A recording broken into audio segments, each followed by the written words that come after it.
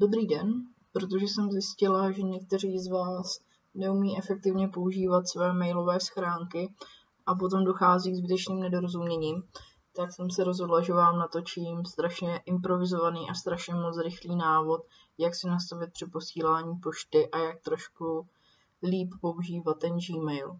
S tím ale souvisí ještě jedna věc týkající se online výuky a to jsou kamery a videohovory.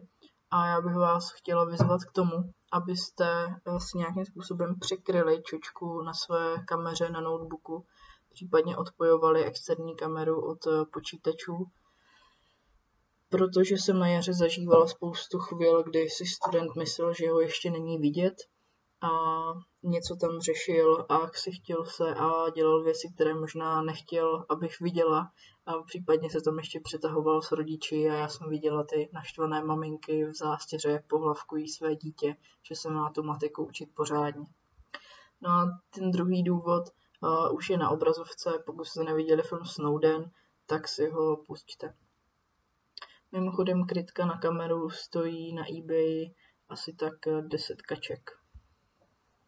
Tak, jdem na ten mail.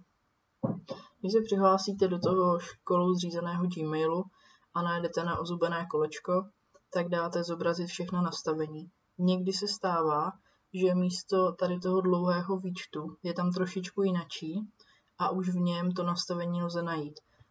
Ale zatím na všech počítačích, co jsem zkusila, tak to po mně chtělo ještě kliknout na zobrazit všechno nastavení. Tak, potom mě zajímá protokol tady. A tady si můžu teda nastavit to přeposílání. Pokud chci, aby mi ten školní mail chodil třeba do soukromého mailu, kam se dívám často, tak mi stačí přidat adresu pro přeposílání a tady napíši, kam to chci přeposílat.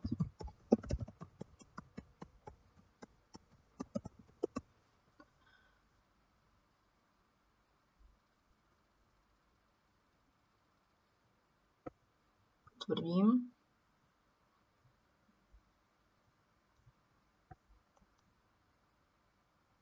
A teďka mi přišel do toho mailu, který jsem tam zadala potvrzovací kód.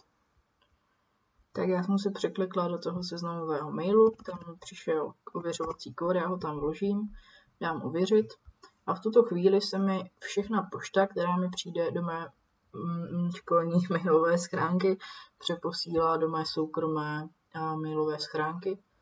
A tady si ještě teda můžu říct, jak chci, aby se mi to v té školní schránce označovalo. Takže to si vyberete podle toho, jak chcete. V tuto chvíli já možná můžu doporučit udělat přesný opak.